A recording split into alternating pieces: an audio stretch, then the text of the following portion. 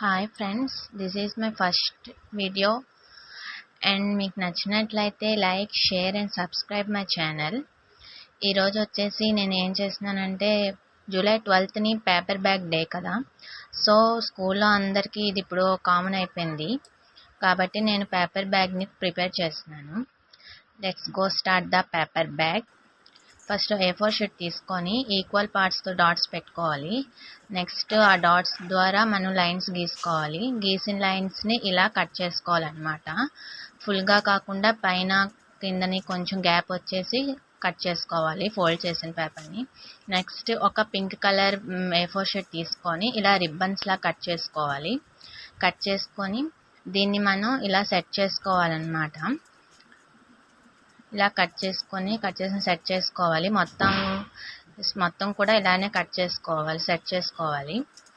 Set చేసుకున్న తర్వాత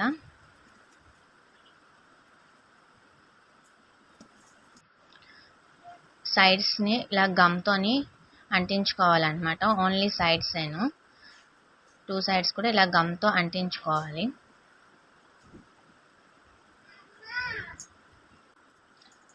ఇలా 2 సైడ్స్ అంటించుకున్న తర్వాత రిమైనింగ్ పేపర్స్ ఉంటాయి కదా, స్కార్ప్ పేపర్స్, ఆ పేపర్స్ని మనం కట్ చేసుకోవాలన్నమాట. ఇదైతే నేను ముందే డ్రా చేసి పెట్టుకున్నాను ఎర్త్ అనేసి. దీనిపైన సే నో ప్లాస్టిక్ అని బ్యాగ్స్ అని రాశాను. దీన్ని మీరు కావాలంటే అటాచ్ చేసుకోవచ్చు, లేదంటే అవసరం లేదు. నెక్స్ట్ ఇంకొక 2 రిబ్బన్స్ తీసుకొని హ్యాండిల్స్ కోసం అన్నమాట పైకి కొంచెం గమ్ పెట్టి అటాచ్ చేసుకోవాలి. 2 సైడ్స్ కూడాను 2 రిబ్బన్స్. ప్రిపేర్ అయింది ఇది బ్యాగ్ అయితే. దీన్ని కొంచెం బ్యూటిఫుల్ చేయడానికి బార్డర్స్ లాగా బ్లూ కలర్ షీట్ తీసుకొని అంటించాను.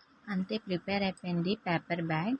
మీకు ఈ బ్యాగ్ నచ్చినట్లయితే please like, share and subscribe my channel. అలాగే బెల్ ఐకాన్ని క్లిక్ చేయండి. Thank you friends, bye bye.